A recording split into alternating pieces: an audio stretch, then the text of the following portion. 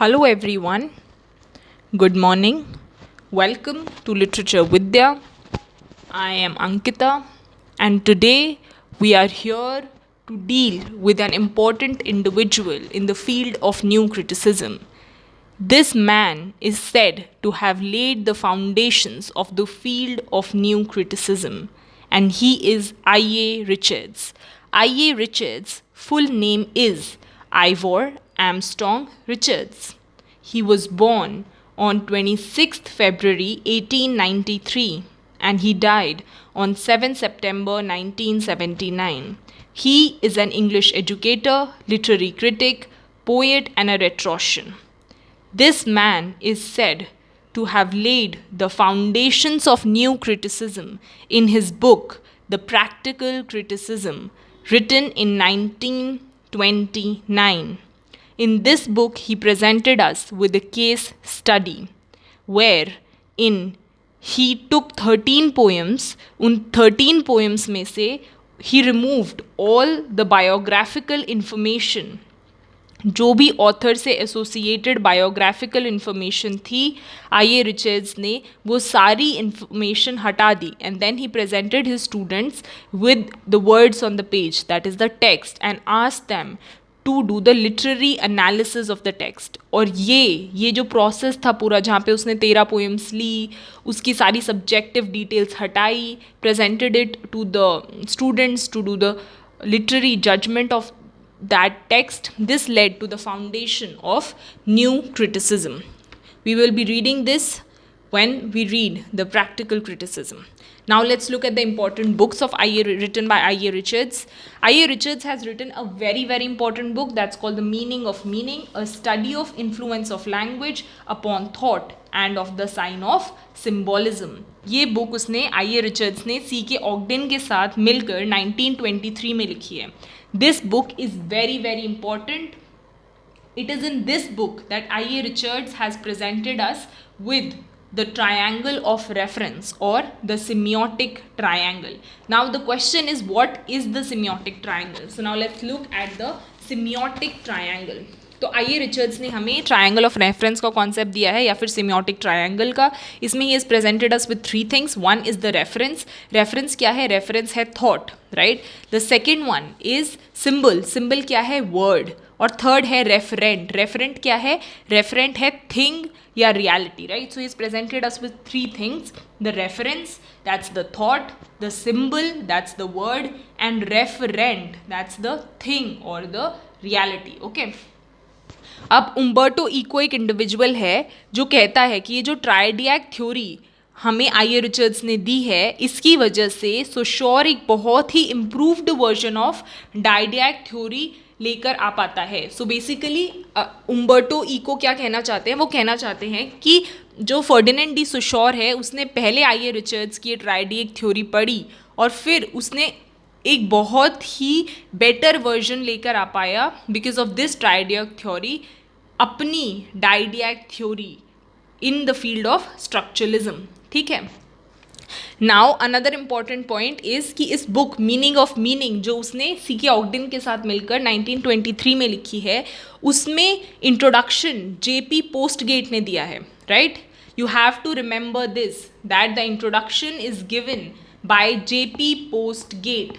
और इसमें एक सप्लीमेंट्री ऐसे भी लिखा गया है जो ब्रॉनिस्लॉ मैलिनवॉस्की ने लिखा है. किसने? Bronislaw Malinowski. Okay. Remember these points. I A. Richards is very important from the exam point of view, right. Now let's look at other books written by him. उसने लिखी है फिर the principles of literary criticism 1924, practical criticism 1929, जहाँ पे उसने एक case study present की है और यही बुक है जो foundations of new criticism lay down करती है. And then he has written the philosophy of rhetoric 1936. ये सारी बुक उसके ईयर के साथ यू शुड रिमेंबर. ये क्वेश्चन उसकी बुक और उसका ईयर आई.ए. रिचर्ड्स के स्पेशली पूछे जाते हैं एग्जाम में. So you should not miss the name of the book and the year associated and the important concept. Okay. Now let's move forward. अब आई.ए. रिचर्ड्स जो हमारे थे उन्होंने बेसिक इंग्लिश और पोइट्री पढ़ाई है सिंगवा यूनिवर्सिटी बीजिंग चाइना में, right. तो मतलब चाइना में आई.ए. रिचर्ड्स बेसिक इंग्लिश के टीचर थे, है ना. तो इसका मतलब अब तुम याद कर सकते हो इस कॉन्सेप्ट के थ्रू कि आई ए रिचर्ड्स ने कुछ किताबें लिखी हैं बेसिक इंग्लिश की भी, राइट। तो अब वो बेसिक किताबें कौन कौन सी हैं? आई ए रिचर्ड्स ने लिखी है basic English, a general introduction with rules and grammar, जो उसने 1930 में लिखी है, और Times of India guide to basic English, जो उसने 1938 में लिखी है। तो ये 2 बुक उसने लिखी हैं बेसिक इंग्लिश की, एक basic English rules and grammar और दूसरी Times of India guide to basic English, ठीक है। उसके अलावा उसने एक और बुक लिखी है, that's the foundation of aesthetics, जो उसने 1922 में लिखी है। ये बुक जो है वो उसने he is written before he has written meaning of meaning with C K Ogden. और ये सारी बुक्स फाउंडेशन ऑफ एस्थेटिक्स या फिर basic English with rules and grammars या फिर Times of India guide to basic English, ये सब उसने सी के ऑगडेन के साथ लिखी है मिलकर, okay. I hope now we are clear. Remember the name of the books with the year of their publication. Very, very, very important. Okay. Now let's move forward. अब हम बात करते हैं उसकी मोस्ट इंपॉर्टेंट बुक की, that is practical criticism 1929, जहाँ पे empirical study of the response of literary text उसने दिया है, जहाँ पे फाउंडेशंस ऑफ न्यू क्रिटिसिज्म ले हुआ है, राइट। इसमें क्या है, as a instructor of English at Cambridge University, Richard wanted to test the critical thinking abilities of his pupil, hence he removed the authorial and contextual information from 13 poems and asked the undergraduates to write the interpretation. 13 poems ली, उससे सारी biographical या फिर कोई भी subjective information जो author की है वो हटा दी गई, और जो उसके स्टूडेंट्स हैं उनको टेक्स्ट के साथ प्रेजेंट किया गया, and ask them to literally judge the poem, and this is said to have laid the foundations of new criticism, okay। उसके बाद में अब एक और इम्पॉर्टेंट कॉन्सेप्ट जो आता है आई रिचर्ड्स का, वो है फीड फॉरवर्ड का कॉन्सेप्ट। अब फीड फॉरवर्ड क्या है? फीड फॉरवर्ड एक टर्म है जो आई ए रिचर्ड्स ने कॉइन की है 1951 में in the 8th Macy conference on cybernetics, right.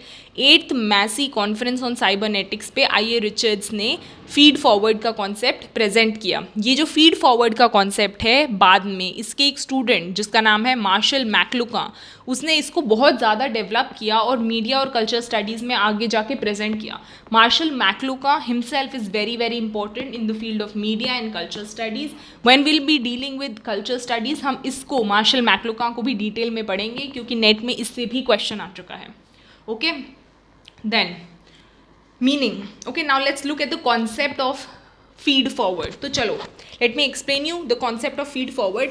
अब अगर तुम जनरल एनालिसिस की बात करते हो, अगर हम किसी भी टेक्स्ट के जनरल एनालिसिस की बात करते हैं, तो हम क्या कहते हैं, हमारे पास क्या होता है, हमारे पास एक टेक्स्ट होता है ना, जो कि एक ऑथर लिखता है।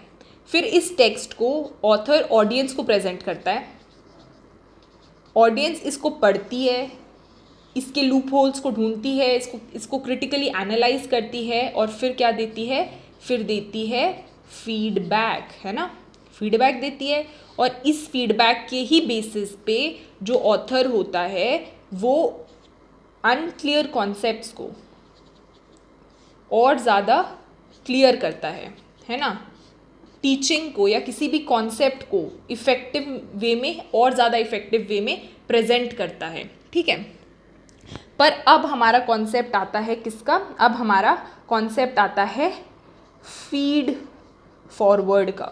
अब ये फीड फॉरवर्ड में क्या होता है, फीड फॉरवर्ड में हमारा ऑथर जो है वो टेक्स्ट लिखता है, पर अब वो इस टेक्स्ट को ऑडियंस को ना देकर खुद क्या करता है, खुद एक थर्ड पर्सन व्यू से इस टेक्स्ट को देखता है। मतलब वो इस टेक्स्ट का क्या करता है, वो इस टेक्स्ट का प्री टेस्ट देता है वो खुद ही, right. He gives a pre test, मतलब इसको ऑडियंस को प्रेजेंट करने से पहले ही इसको एक क्रिटिकल एनालिसिस करने की कोशिश करता है इस टेक्स्ट की, राइट। तो अब जब ये इसका प्री टेस्ट लेगा और इसको क्रिटिकली एनालाइज करेगा, तो इसे पता लगेगा कि इस टेक्स्ट में क्या क्या लूप होल्स हैं, राइट, क्या क्या अनक्लियर कॉन्सेप्ट्स हैं जो क्लियर करे जा सकते हैं। तो अब ऑडियंस को प्रेजेंट करने से पहले ही, है ना, अब क्या करेगा, ऑडियंस को प्रेजेंट करने से पहले ही ये इन अनक्लियर कॉन्सेप्ट्स को क्लियर कर देगा, है ना, और उसके बाद में ये क्या करेगा, ऑडियंस को प्रेजेंट करेगा इसको, है ना। After that he will present this to the